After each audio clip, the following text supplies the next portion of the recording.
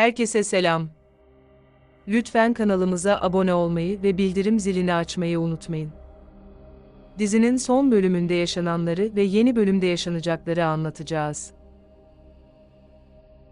Bölüm akşam vakti köşkün bahçesinde Orhun ve Hira'nın konuşma esnasında başlıyor. Hira Orhun'un evlilik teklifine hayır cevabı vermişti. Orhan Hira'ya geçmişte yaşananları bu meseleye katmaya gerek yok dedi. Orhun Hira'ya bu evlilik sadece seni ve kızını korumak için olacak dedi. Hira kendinden emin bir şekilde ben bir daha Demirhanlı soyadını taşımak istemiyorum dedi. Orhan Hira'ya geçmişteki olaylara kin beslediğin için evlenmek istemiyorsun dedi. Hira Orhun'a verdiğim karar budur dedi ve oradan ayrıldı. Hira odasına girdi, Sahra yatakta uyuyordu, Hira birden ağlamaya başladı. Hira'nın tek derdi kızının geleceğidir.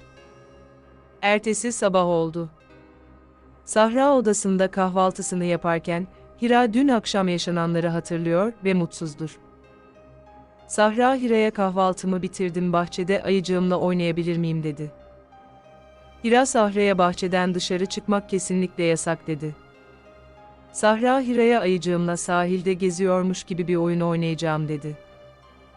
Hira Sahra'ya esaretten kurtulmana az kaldı, sadece sabret dedi. Sahra Hira'ya biliyorum Orkun amca bizim kurtulmamız için bir yol olduğunu söylemişti dedi. Sara Hira'yı öptükten sonra bahçeye gitti. Hira kendi kendine konuşarak Orhan'ın önerisini kabul edemem dedi. Hira kızının özgürce sokaklarda gezmesini istiyordur ama bir türlü bir kurtuluş yolu bulamıyordur.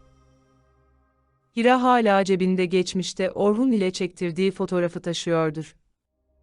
Hira ne zaman derin düşüncelere dalsa fotoğrafı çıkartıyor ve inceliyordur. Hira kendi kendine konuşarak Orhun'la boşandığım zaman artık benim için her şey bitmişti. O dakikalarda Orkun da çalışma odasındadır ve Hira'nın söylemlerini düşünüyordur. Orhun kendi kendine konuşarak Hira neden anlamak istemiyor, her şey onun için dedi.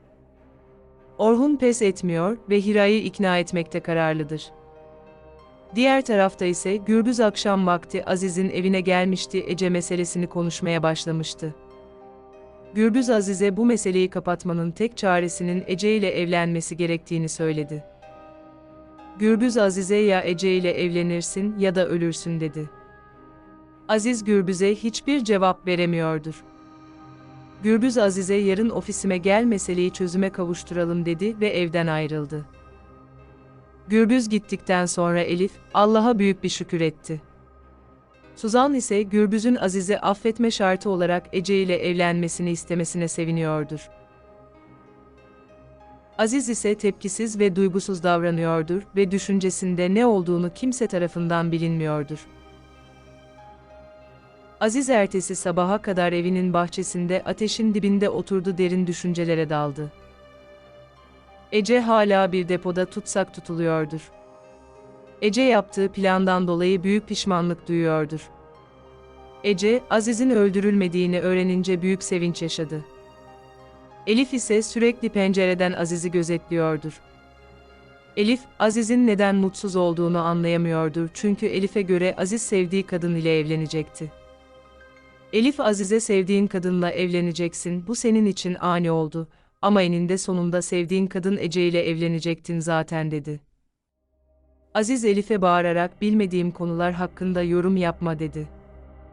Saatler ilerledi, Gürbüz ve Ece ofiste Aziz'i bekliyorlardır. Aziz'in hala ofise gelmemesinden dolayı Gürbüz öfkelenmeye başladı. Gürbüz silahını alıp Aziz'in evine baskın düzenlemeyi düşündü ama Ece'nin yalvarışları Gürbüz'ü durdurdu. Dakikalar sonra Gürbüz'e bir telefon geldi, Gürbüz'ün büyük patronu onun yanına çağırdı. Gürbüz'ün ofisten gitmesiyle Ece, Aziz'in evine gizlice gitmeye kalkıştı. Aziz'in evinde ise, Aziz'in Gürbüz'ün yanına gitmemesinden dolayı Suzan ve Elif endişe duyuyordur. Elif her fırsatta mantıklı cümleler kullanarak Aziz'i evliliğe ve Gürbüz'ün yanına gitmesi gerektiğine ikna etmeye çalışıyordur. Dakikalar sonra Ece, Aziz'in evine geldi. Aziz Ece'ye çıldırdın mı, neden bu eve geldin dedi. Ece Azize neden hala Gürbüz'ün yanına gelmiyor? O seni öldürmekte kararlı dedi. Aziz Ece'ye çabuk buradan git ve ben ne yapacağımı çok iyi biliyorum dedi. Ece Azize sana emir verilmesinden hoşlanmadığını biliyorum ama seni çok seviyorum dedi. Ece bahçeden dış kapıya doğru giderken telefonu çaldı ve arkadaşıyla konuşmaya başladı. Elif Ece'nin konuşmalarını pencereden duydu ve Ece'nin bir plan tasarladığını öğrendi. Diğer tarafta ise Hira ve Orhun köşkün bahçesinde konuşuyorlardır. Orhun Hira'ya verdiğin cevabı kabul etmiyorum dedi. Hira Orhun'a o konuyu kapattım dedi. Orhun Hira'ya hiçbir konu kapanmadı dedi.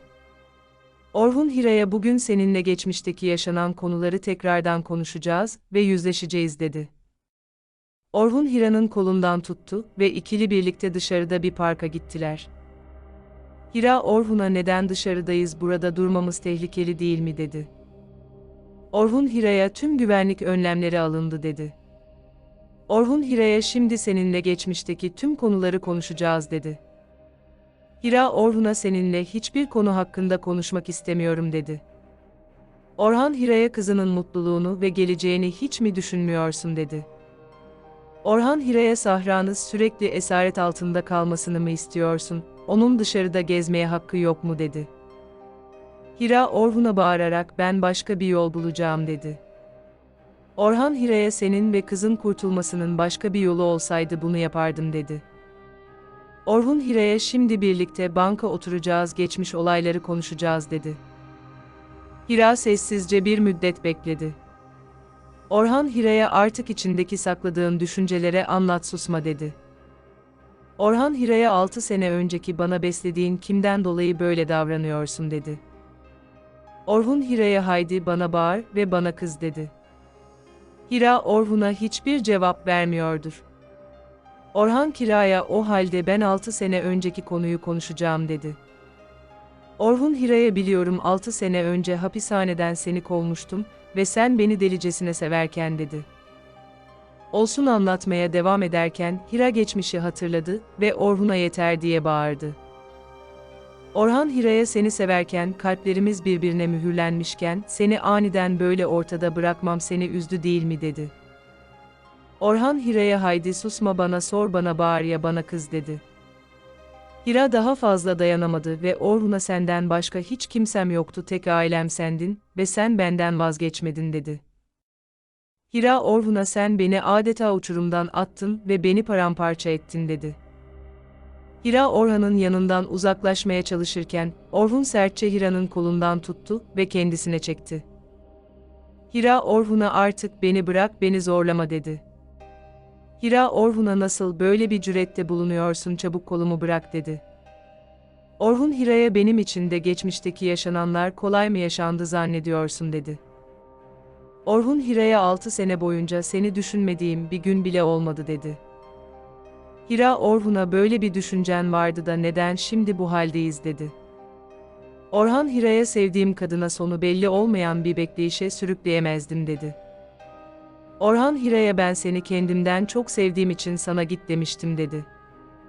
Orhan Hira'ya yıllarca hapiste kalabilirdim ve seni umutsuz bir beklentiye sokmak istemedim dedi. Orhun Hira'ya yaptıklarımla seni yıktım ama ben de yıkıldım dedi. Orhan Hira'ya seni bırakmayacağım ve hiçbir yere de gitmeyeceksin dedi. Orhan Hira'ya seni ömrümün sonuna kadar koruyacağım dedi. Orhun Hira'ya 6 sene önceki gibi seni yüzüstü bırakmak istemiyorum dedi. Hira Orhun'a ben gitmek istiyorum dedi ve yürüyerek Orkun'un yanından uzaklaştı. Hira ne yazık ki Orhun'a kürtaj olayını anlatmamıştır. Öte yandan Defne, Afife'nin çağırması üzerine köşke geldi. Defne ve Afife büyük odada oturup konuşmaya başladılar. Defne Afife'ye sanırım arazi davası için beni çağırdınız dedi.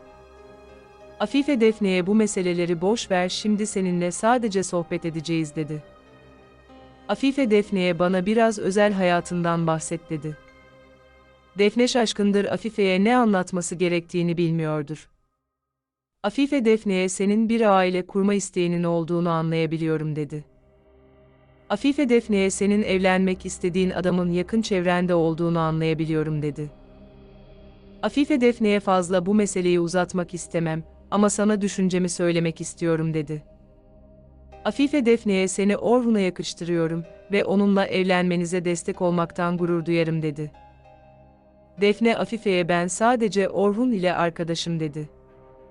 Afife Defne'ye şimdilik Orhun ile böyle bir düşüncen olmasa da yakında olacağından eminim dedi. Defne Afife'ye Orhun ile yakın bir ilişki kurma gibi bir düşüncem yok dedi. Afife Defne'ye bazen ilişkilere dışarıdan destek gerekir dedi. Defne Afife'ye işlerimden dolayı gitmem gerekiyor dedi ve oradan ayrıldı. Öte yandan Hira köşkün bahçesindedir ve Orhun ile çektirdiği fotoğrafı inceliyor ve hüzünleniyordur. Hira Orhun'un 6 sene önceki kararlarını ve pişmanlıklarını öğrenmiştir. Hira kendi kendine konuşarak ben ömrümün sonuna kadar Orhun'u beklerdim neden böyle kararlar aldı ki dedi. Hira'nın düşüncesine göre Orhun aldığı kararlarla mutlu bir aşkı yıkmıştır. O dakikalarda Orkun da çalışma odasındadır ve parkta Hira ile konuştuğu anları düşünüyordur. Orhun'un düşüncesine göre Hira kesinlikle kendisiyle evlenmelidir çünkü Hira'nın başka bir çıkış yolu yoktur. Dakikalar sonra Hira Orhun'un çalışma odasına giriş yaptı. Hira Orhan'a sen ne söylersen söyle ve ne yaparsan yap bu evlilik olmaz dedi. Orhan Hira'ya neden bu evlilik olmaz seninle parkta geçmişi konuştuk dedi. Orhun Hira'ya evlilik sadece kağıt üzerinde bir evlilik olacak dedi. Orhan Hira'ya kızının iyiliğini düşünmüyor, musun neden hala inatçılık yapıyorsun dedi. Orhun Hira'ya sanırım başka bir mesele var ve sen bir şey saklıyorsun onu bana söyle dedi. Hira gözyaşı dökmeye başladı ve aniden kapıya doğru gitti. Orhun kapıyı tuttu ve Hira'ya sakladığın sırrı söylemeden bu odadan çıkamazsın dedi. Orhun Hira'ya nedenini bana açıkla dedi. Hira Orhan'a nedeni çok basit kızım Sahra dedi. Orhan Hira'ya şaşkın bir şekilde bakmaya başladı.